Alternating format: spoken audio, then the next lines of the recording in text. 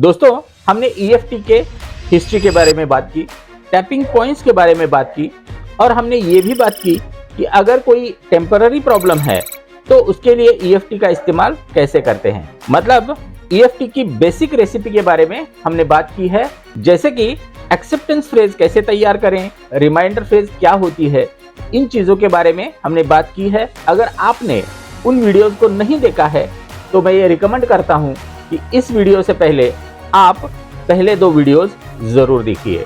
तो आज हम बात करने वाले हैं ईएफटी का इस्तेमाल करके हमारा पुराना दर्द कैसे ठीक हो सकता है, जैसे कि घुटनों का दर्द या फिर माइग्रेन या फिर पीठ का दर्द। इनके लिए ईएफटी का इस्तेमाल हम कैसे कर सकते हैं।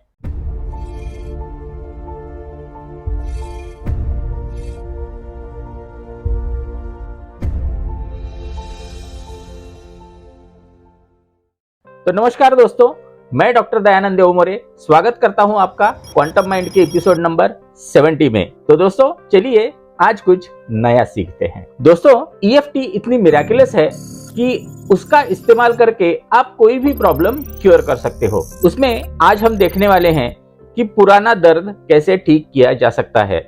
इस टेक्निक को बोला जाता है चेजिंग द पेन टेक्निक। इस टेक्निक को इस्तेमाल करने के लिए आपको थोड़ा शांत बैठना है और जहां पे दर्द है वहां पे फोकस ले जाना है और आपको उस दर्द की कुछ डिटेल्स जमा करनी है, जैसे कि वो दर्द एग्जैक्टली कहां पे है। तो मैं एग्जांपल लेता हूं कि दर्द घुटनों में है, तो उस दर्द को अगर आपको बोला जाए कि कौन से कलर का दर्द है तो उसका कौन सा कलर आप दोगे। ये कलर कौन सा भी हो सकता है, जो भी आपके दिमाग में आए वो आप बोल सकते हैं। तो अगर आपके दिमाग में आता है ऑरेंज या फिर ब्लू, कोई भी कलर आ सकता है।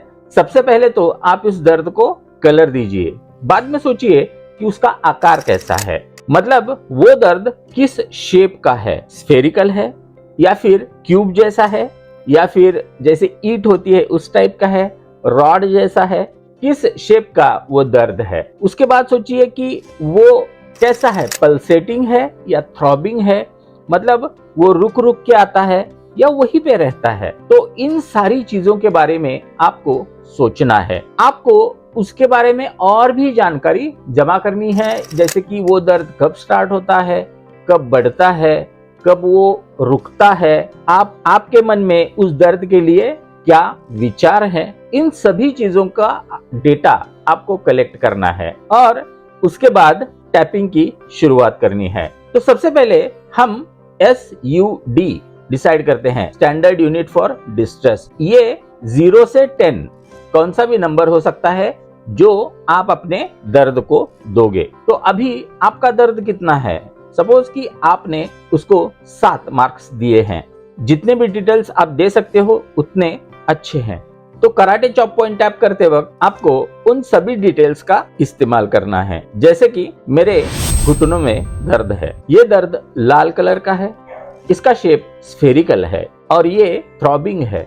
इससे मुझे बहुत तकलीफ होती है, मुझे बैठने में तकलीफ होती है। जब भी मैं ज्यादा देर बैठता हूँ तो मेरे घुटने दर्द करने लगते हैं। अगर मैं कोई दवाई खाता हूँ तो ये दर्द रुक जाता है। डॉक्टर्स बोलते हैं कि ये दर्द सिर्फ कंट्रोल किया जा सकता है, ये ऐसे ही रहने वाला है। हालांकि मेरे घुटनों में दर्द है, मैं खुद को मन से स्वीकारता हूँ या स्वीकारती हूँ। मतलब अगर आपको और कोई डिटेल्स उसमें ऐड करने हैं तो वो भी आप ऐड कर सकते हो। तो इन सब डिटेल्स के बाद सेटअप फ्रेज अगर बहुत बड़ी हो जाती है तो आपको वो स्टेटमेंट 3 बार बोलने की जरूरत नहीं है।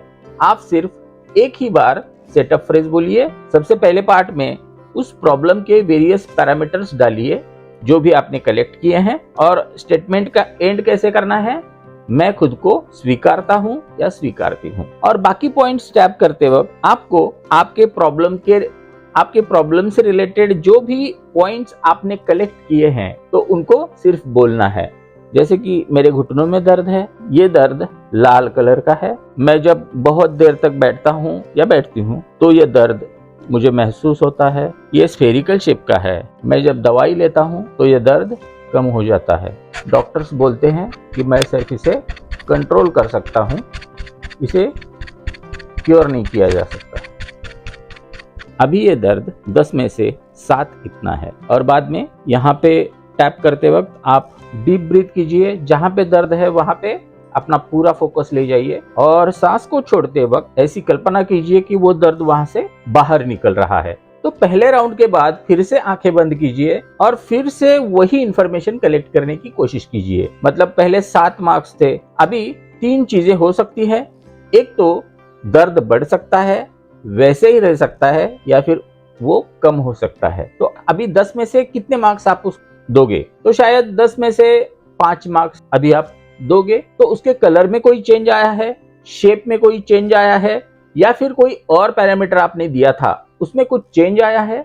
इन चीजों को आपको ऑब्जर्व करना है और इसके बाद आपको नए जो पैरामीटर्स हैं उनको लेके टैपिंग फिर से करना है।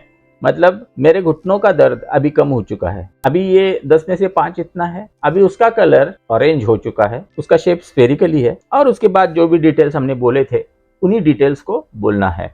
बहुत बार ऐसा हो सकता है वो दर्द अपनी पोजीशन बदल सकता है, अपनी जगह चेंज कर सकता है। जैसे कि वो घुटनों में था, वो थोड़ा सा ऊपर आ गया या फिर नीचे चला गया, तो उसको कॉन्स्टेंटली मॉनिटर करना है, उसको चेज करते रहना है। ये टैपिंग 3 बार करनी है। मैं ऐसे दावा बिल्कुल नहीं कर रहा कि 3 टैपिंग राउंड में वो पूरी तरह से खत्म हो जाएगा। आपको ऐसे 3 राउंड्स दिन में 3 बार करने हैं, लेकिन इसके रिजल्ट्स मिरेक्युलसली फास्टर हैं और इसके साथ अपना मेडिकेशन जो चालू है उसको चालू रखना ही है। तो दोस्तों, आपको पता चल गया होगा कि पुराना दर्द, जैसे कि मैंने घुटनों के दर्द के लिए बोला, वैसे ही अगर आपको माइग्रेन का प्रॉब्लम है तो उससे रिलेटेड भी टैपिंग यही है। और इसके बाद और एक टेक्निक हम देखेंगे जिसे बोला जाता है चेजिंग द एनर्जी। मतलब इमोशंस के लिए ये मेथड यूज की जाती है। ये मेथड सिमिलर है, इसलिए इसी वीडियो में मैं इसे कवर कर रहा हूँ। जैसे कि आपको कोई इमोशन अंदर से फील हो रहा है, ये इमोशन किसी भी कारणवश हो सकता है।